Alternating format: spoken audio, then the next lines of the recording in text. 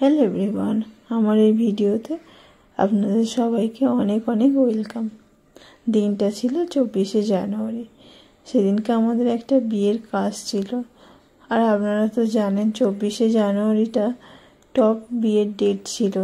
সেদিনকে কত যে বিয়ে হয়েছে, মানে এক একজনের কতগুলো করে যে নিমন্ত্রণ ছিল, আমাদের অবশ্য একটাও ছিল না। তো 5:40 বাজে আমাদেরকে সময় দিয়েছিল 6টা। 5:40 না বেরোলে আমরা ঠিক সময় মতো ওদের বাড়িতে যেতে পারতাম না। তো সেই জন্য 5:40 আমরা বেরিয়ে গেছিলাম। ক্যাব বুক করেছিল, মেয়েকেও নিয়ে যাচ্ছি। মেয়েকে ওর পিপির বাড়িতে রেখে আমাদের ওইখানে যেহেতু কাছাকাছি কাজ, তো মেয়েকে পিপির বাড়িতে রেখে তারপর আমরা কাজে গেছিলাম। রবি একটা অন্য জায়গায় যাবে, আমিও একটা অন্য জায়গায় থাকবো। তো সেই জন্য ও আমার সাথে বেরোচ্ছে। ওর এত সকালে না বেরোলেও হতো, যেহেতু আমি একা যাব ক্যামেরার ব্যাগ ট্যাগ নিয়ে, সেই জন্য ও আমার সাথে বেরোচ্ছে। ও একটু দেরিতে গেলেও হতো।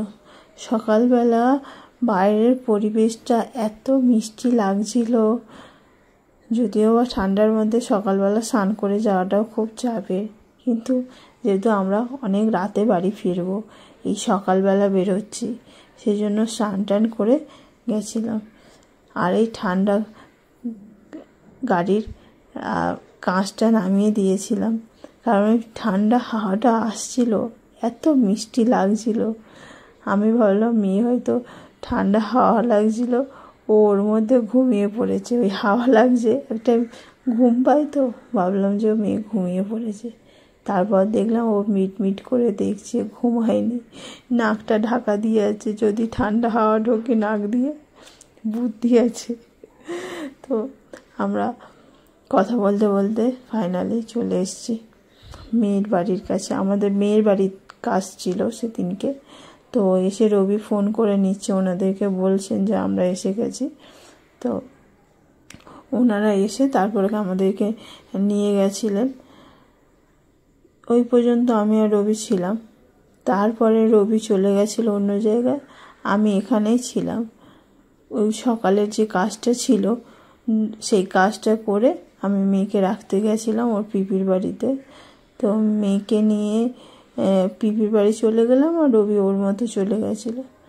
তারপরে সারাদিন যা চলেছে, খুব বাজে অভিজ্ঞতা হয়েছে, কি বলবো আর। হ্যাঁ, বসে আছি, এত দেরিতে কাজ শুরু হয়েছিল সেদিনকে, কি বলবো। তারপরে পুরো হুটোপাটা লেগে গেছে। যখন এরকম হয় না, দেরিতে কাজ শুরু হয়, সব কিছু তো একটা দেরি হওয়া মানে পরপর সব দেরি হতে থাকে, তখন সেটা খুব বিরক্তিকর পরিস্থিতি যায়। নিজের মতো করে ভালো করে কাজ করা যায় না, এরকম অবস্থা হয়। আমি যদিও বা বড়দির বাড়ি থেকে ডাল পুরি খেয়েছিলাম, যেহেতু সকালবেলা ব্রাশ করে স্নান টান করে গেছি, কিছু খাইনি, খিদে পেয়ে গেছিলো, তো বড়দি খাইয়েছিল ডাল পুরি। তারপরে ওদের বাড়িতে গেলাম, অনেকক্ষণ পরে ওরা বারবার রিকোয়েস্ট করছিল যে না কিছু খাও কিছু খাও, তো বাধ্য হয়ে আমি একটুখানি এটা খেয়েছি। এই তরকারিটা এত সুন্দর হয়েছিল না, আর ওদের বাড়ির প্রত্যেকটা রান্না এত সুন্দর হয়েছিল, কি বলবো। তারপরে আমি একটুখানি খেয়েছিলাম লুচি আর এই তরকারিটা। এরপরে সকালে যে কাজগুলো থাকে সেগুলো করার পরে এসে বসেছিলাম। এরপর আর কোনো ফুটেজ নেওয়ার সময় সুযোগ কিছুই হয়নি। তো যাই হোক, আর এ ছিল আমার সাথে, আমি ভিডিও তুলছিলাম, স্টিল তুলেছে। তো আজকের জন্য ভিডিওটা এতটুকু। পারলে কোনো একদিন শেয়ার করব যে আমরা কাজ করতে গিয়ে কীভাবে কাজ করি না করি। আজকের জন্য এতটুকু, টাটা।